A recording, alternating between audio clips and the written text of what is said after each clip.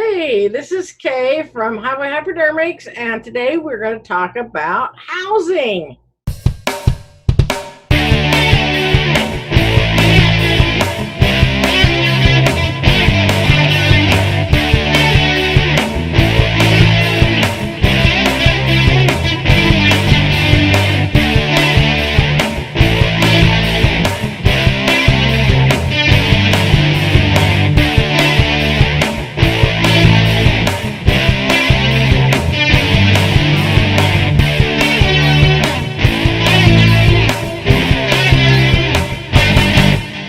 What are some of my housing options?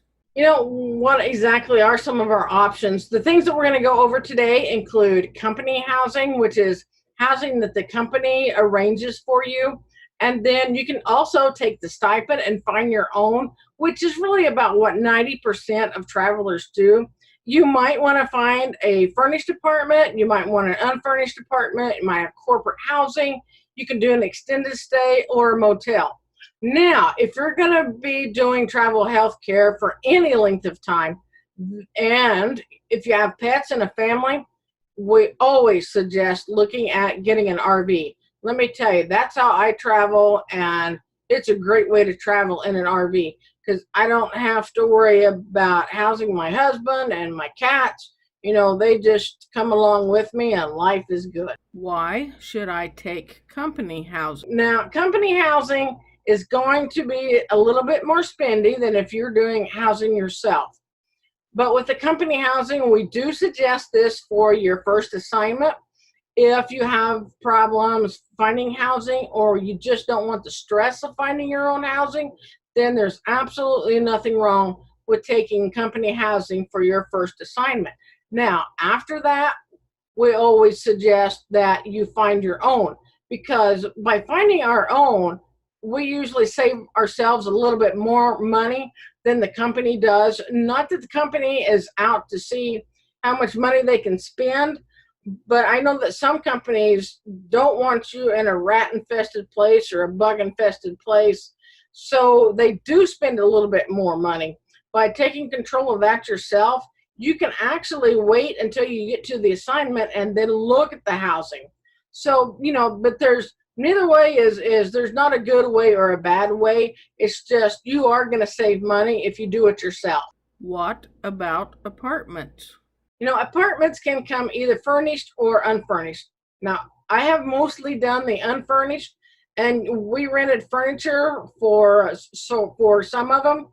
A lot of the times we just needed two beds and a table. That's all we got because we brought our own TVs. We had a little Tinker Toy. I want to call it a Tinker Toy TV stand. I mean, it was pretty nice.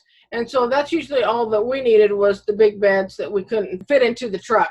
So you can also have blow up furniture. I know lots of nurses who travel with blow up beds.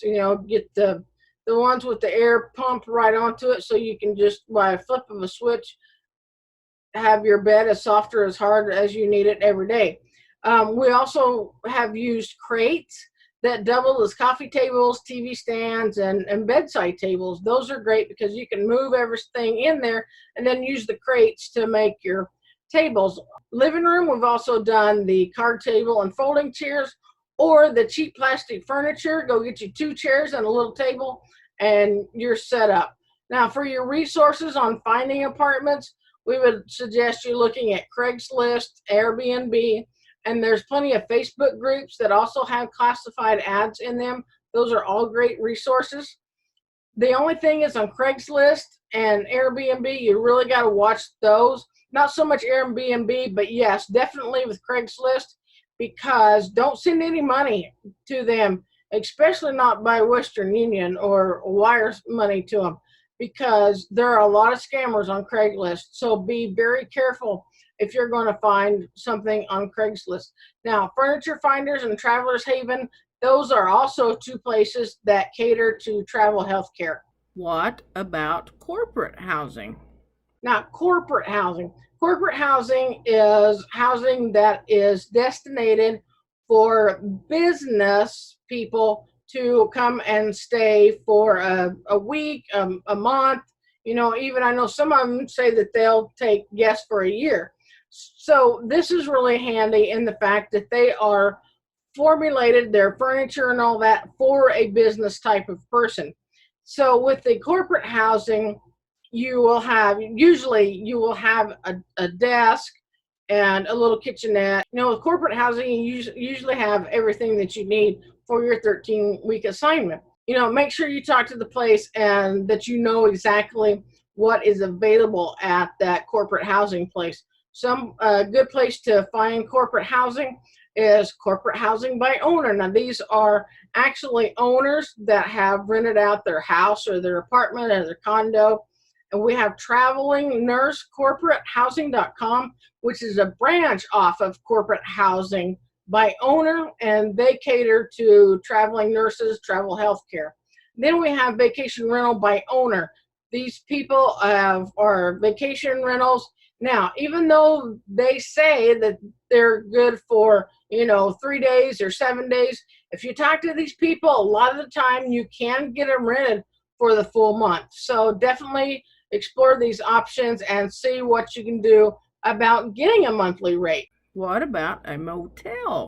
Next we have motels. Now, motels are very small. Usually you're going to have maybe a couch and a little table and a bed. Now if it's just you, this might be good enough. Whenever I was in California, I went about a month before my son and my husband arrived, and I stayed in a motel, and it was just fine for me. Now, when they moved in, I moved into a suite because I work nights and they stay up during the daytime. So it really would help because I had a bedroom that was closed off from the living room, so they could stay in the living room and I would stay in the bedroom and with the door closed, and we got along fine. The nice thing about motels is that usually they have breakfast in the morning. So if you're coming home, then you can get you a quick bite to eat before you go to sleep. And then if you're waking up in the morning going to work, then you can get a quick bite on the way to work. So that's a good thing about motels. What are extended stays? These are usually motels that are bigger in size. They usually have a desk and a table and a kitchenette with a fridge. They also have a stove and a microwave in them. Some of them have kitchen utensils, plates, forks, knives, all that wonderful stuff. Usually need to bring your own spices. So be sure that you know what the extended stay provides. And of course, my favorite extended stay right now is Extended Stay America. I met their CEO, Michael, and he has actually given us travel healthcare providers a code that we can use. So whenever you call the Extended Stay America, just ask for the Nurses Association code and see if that helps you out. There's also Candlewood Suites. There's Homewood Suites by Hilton. There's Residence Inn by Marriott. There's Staybridge. No Choice Hotels has 2 different ones. There's a new Home 2 that's out there that I have not explored yet, but that looks really nice. So you might check those out for different options. Now, another thing here is that you want to make sure that you are talking to them about a weekly, a monthly, or even a 3-month deal. Okay, so talk to your manager and use the codes and see what you can get done. Can I also travel in an RV? Now, traveling in an RV, this is how I travel, and it's really nice with me traveling with a family, and we have 2 cats. So are you traveling alone? You might be able to do with like a 20 to 25 foot RV, just a smaller one.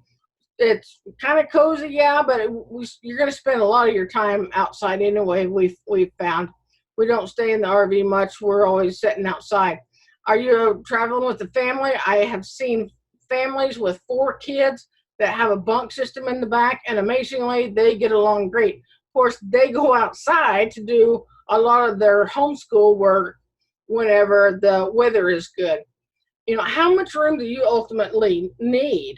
Are you somebody, even though you're by yourself, you want a mansion? Well, let me tell you, I have seen, if you want a mansion, there are some fifth wheels that are mansions. I mean, they're astounding.